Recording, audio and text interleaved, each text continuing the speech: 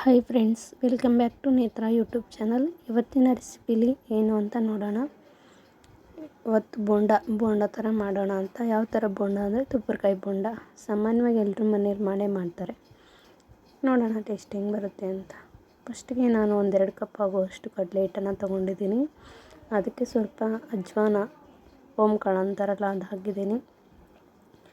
ಅದಾದಮೇಲೆ ಸ್ವಲ್ಪ ಖಾರ ಹಾಕಿ, ಸ್ವಲ್ಪ ಉಪ್ಪು ಹಾಕಿ ಎಲ್ಲನೂ ನೀಟಾಗಿ ಒಂದು ಸಲ ಮಿಕ್ಸ್ ಮಾಡ್ಕೊಳ್ಳಿ. ಅದಾದಮೇಲೆ 1 ಚಮಚ ಎಣ್ಣೆ ಹಾಕಿದ್ದೀನಿ. ಎಲ್ಲನೂ ಒಂದು ಸರಿ ನೀಟಾಗಿ ಈ ಥರ ಮಿಕ್ಸ್ ಮಾಡ್ಕೊಳ್ಳಿ. 2 ಕಪ್ ಕಡಲೆ ಹಿಟ್ಟಿಗೆ 1 ಕಪ್ ನಾನು ನೀರನ್ನು ಹಾಕಿದ್ದೀನಿ. ಸ್ವಲ್ಪ ನೀರನ್ನು ನೋಡ್ಕೊಂಡು ಹಾಕಿ. ತೀರ ದಪ್ಪನೂ ಬೇಡ, ತೀರ ತೆಳ್ಳನೂ ಬೇಡ, ಮೀಡಿಯಮ್ ಇರಲಿ. ನೀಟಾಗಿ ಕಲಸಿ, ಈ ಥರ ನೀಟಾಗಿ ಕಲಸಿ 1-2 ನಿಮಿಷ ಬಿಡಿ ಸಾಕು.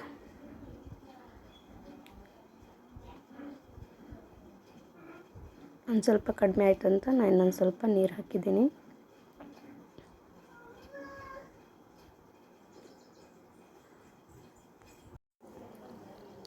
ನೀಟಾಗಿ ಕಲಿಸ್ಕೊಳ್ಳಿ. ಅದಾದಮೇಲೆ 1-2 ನಿಮಿಷ ಬಿಡಿ, ನೀಟಾಗಿ ಹಿಟ್ಟು ನೆನೆಯುತ್ತೆ.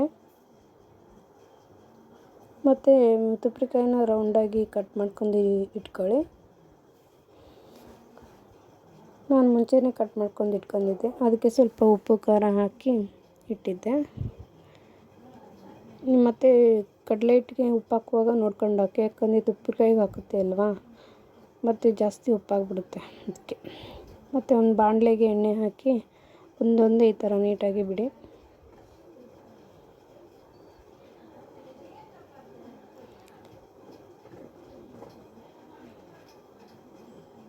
ಮಂಡಕ್ಕಿ, ಉಪ್ಪಿಟ್ಟು ಮತ್ತು ಏನಾದರೂ ಬೆಳಗಿನ ತಿಂಡಿ ಮಾಡ್ತೀವಲ್ಲ, ಅದ್ರ ಜೊತೆಗೆ ಈ ಥರ ಚೆನ್ನಾಗಿರುತ್ತೆ, ಸ್ನ್ಯಾಕ್ಸ್ ಥರ.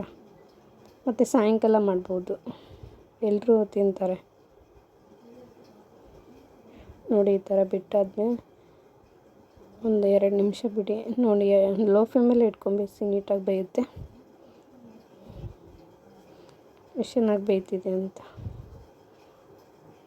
ಅದಾದಮೇಲೆ ಈ ಥರ ಒಂದು ಸೈಡ್ ಬೆಂದಿರುತ್ತೆ, ಇನ್ನೊಂದು ಸೈಡ್ ಈ ಥರ ಹಾಕಿ ನೀಟಾಗಿ 2-3 ನಿಮಿಷ ಚೆನ್ನಾಗಿ ಫ್ರೈ ಮಾಡ್ಕೊಳ್ಳಿ, ಕಲರ್ ಚೇಂಜ್ ಆಗೋವರೆಗೂ.